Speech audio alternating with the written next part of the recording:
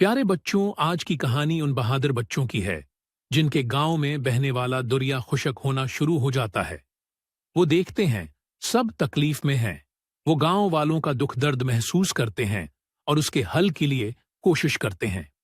बज़ाहिर वो छोटे बच्चे हैं और उनमें इतनी हिम्मत नहीं कि वो दरिया को खुशक होने से रोक सकें, मगर वो हिम्मत करते हैं और उसके हल के लिए चल निकलते हैं। फिर अल्लाह ताला भी उनकी मदद करता है।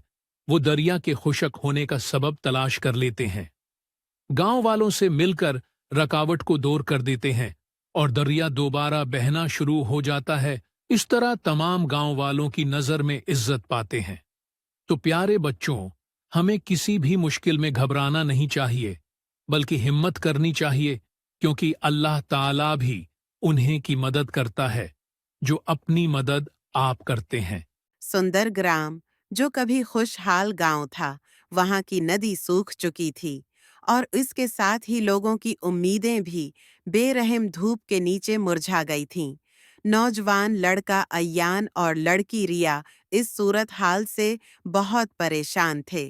जैसे ही सूरज खुशक दरिया के किनारे पर गुरूब हुआ, रिया ने एक कदीम दास्तान के बारे में बताया कि बुजुर्गों से सुना है कि नदी की रूह जिसने गांव को छोड़ दिया था, इसने बदला लेने के लिए ऐसा किया है।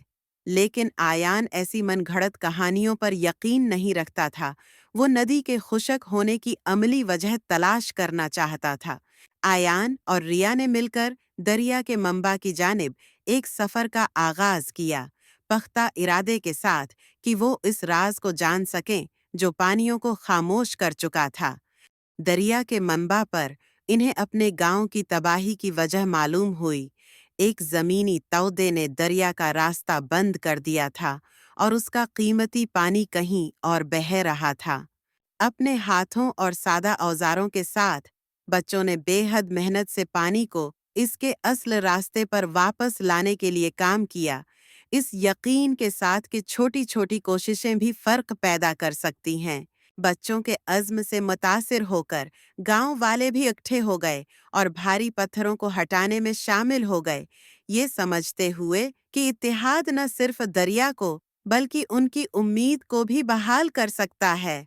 जब दरिया दोबारा आज़ादाना बहने लगा, जिंदगी संदरग्राम में वापस आ गई और गांव वालों ने सिर्फ पानी की वापसी का जश्न नहीं मनाया, बल्कि इस सबक का भी कि उम्मीद और अमल साथ साथ चलते हैं। शुक्रिया के तौर पर गांव वालों ने अय्यान और रिया को हीरो के तौर पर इज्जत दी, ये जानते हुए कि ये उनकी हिम्मत और ईमान ही था जिसने दरिया और गांव की रूह को दोबारा बहाल किया।